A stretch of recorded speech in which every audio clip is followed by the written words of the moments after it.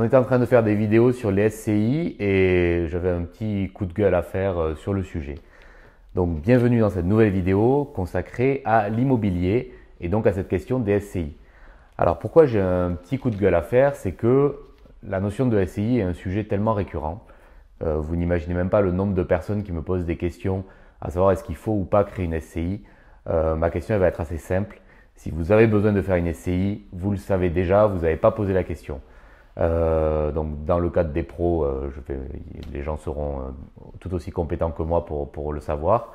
Donc dans cette vidéo, on ne va pas détailler est-ce que c'est les règles de la SCI, l'impôt sur les sociétés, l'impôt sur les revenus, les niveaux pour lesquels vous avez un impôt réduit. Tout ça, vous avez plein de sites avec plein de gens très compétents qui vont vous aider à faire ça. Par contre, moi, j'ai une chose à vous dire. Ne vous posez pas cette question trop tôt, mais vraiment pas du tout.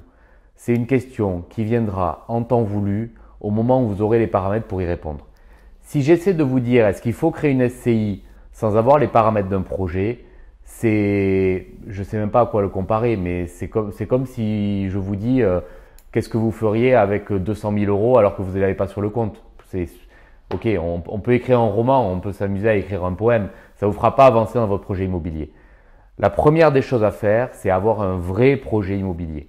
Le jour où vous aurez votre vrai projet immobilier, vous êtes un particulier, vous voulez investir, vous avez trouvé un bien qui vous plaît, vous êtes allé voir la banque, vous avez signé un compromis et là, vous avez la banque qui vous dit voilà, on va vous prêter à tel taux, vous connaissez votre rapport, le montant des travaux, le projet.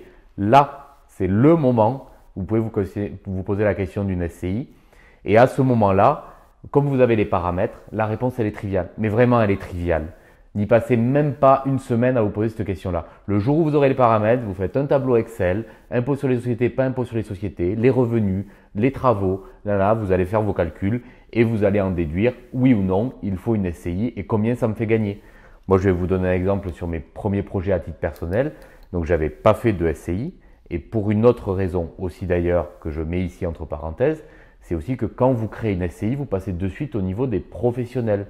Moi, sur mes premiers projets locatifs, j'ai réussi à avoir un financement bancaire en tant que particulier. Il n'est pas évident, et pas du tout évident, que la banque m'aurait suivi si je lui avais dit je vais commencer par créer une SCI alors que j'avais rien, je n'avais pas acheté ma résidence principale, j'avais rien fait. Donc déjà, ce paramètre entre aussi en compte, il faut d'abord le projet et après, vous vous posez ces questions d'optimisation. Et donc pour la petite histoire, moi, après avoir fait mes premiers investissements, j'avais demandé à une comptable de justement me dire quel était l'intérêt ou pas d'une SCI. Il est évident que sur les projets que j'avais déjà faits, c'était trivial de répondre. Et elle a su m'écrire noir sur blanc combien j'aurais gagné si j'avais fait une SCI. Oui, soit, mais si je l'avais fait au début, peut-être que j'aurais même pas fait les projets. Donc la première chose, c'est faire les projets. Une fois que vous avez les paramètres d'un projet, il est trivial, j'insiste, c'est trivial, c'est 1-2 heures de calcul Excel à tout casser et vous aurez la réponse de est-ce que c'est intéressant ou pas pour vous de faire une SCI. Et si vous avez besoin d'une SCI sans parler du projet, vous le savez déjà. Par exemple, vous êtes en train d'acheter, vous prévoyez votre succession, vous achetez un bien et vous mettez le bien dans une SCI, c'est évident qu'il faut une SCI pour préparer cette succession. Vous êtes un professionnel et vous voulez acheter un bien avec la trésorerie de votre société, c'est évident que vous allez faire une SCI. Voilà, si vous avez besoin d'une SCI, vous le savez déjà. Et si vous vous posez la question, c'est que c'est trop tôt, il faut vous la poser après avoir un vrai projet concret et avec les vrais paramètres du projet. Voilà ce que j'avais à dire sur les SCI pour tous les chers investisseurs ou futurs investisseurs qui nous suivent. Merci à tous de nous avoir écoutés et à très bientôt.